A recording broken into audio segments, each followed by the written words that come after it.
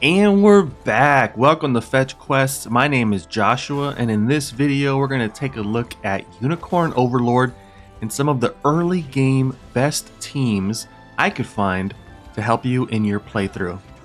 Thank you for being here. Let's get right into it.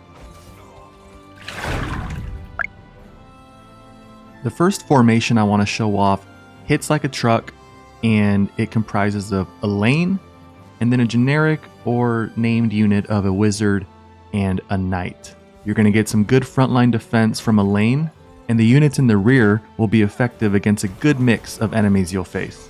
You get the Viper Fang pretty early on in the game. In this case, I equipped it to a lane, giving him Poison Slash, which is very effective on just about any unit.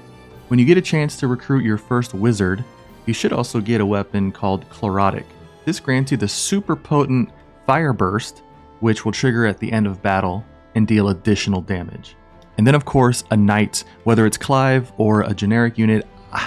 I haven't seen a situation where a knight isn't great on a team, especially if you have 3 or more.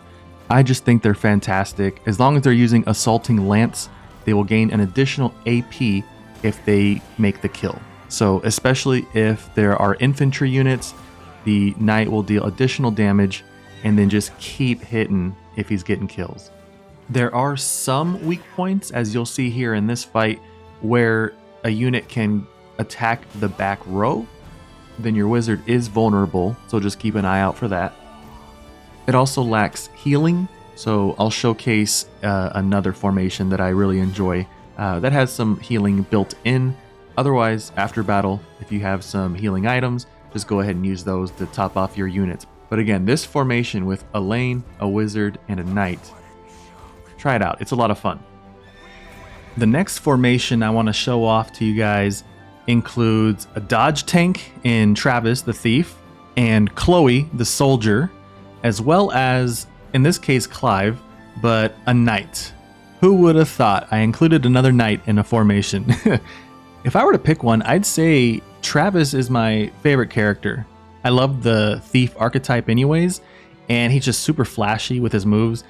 He may not be the one dealing the most damage, but having the ability to steal passive points can be super useful, especially when you have the Lapis Pendant, like I have on him, which gives me an additional passive points, meaning he can use his evade skill. And so rather than having one, he's got 2. And then Chloe as well, she's just an all-around great unit to have. As you can see here, I added the condition for long thrust to attack the row with the most combatants. This just makes sure if there's an opportunity to hit more than one, you're doing so. So she can deal some pretty significant damage, as well as heal. And then last but certainly not least is Clive. Need I say more? It's another knight. I do have his condition set to the lowest HP, just to get a better chance of proccing the ability to kill and then attack another time. Get that +1 AP. So that's my Travis or Thief frontline formation that I've been really enjoying. Sometimes I'll make Clive or the Knight the leader of the formation though, so that you get that extra mobility on the world map. What do y'all think about this one? Let me know if you have a Thief in your front ranks and what your team looks like. Maybe it works better than this one.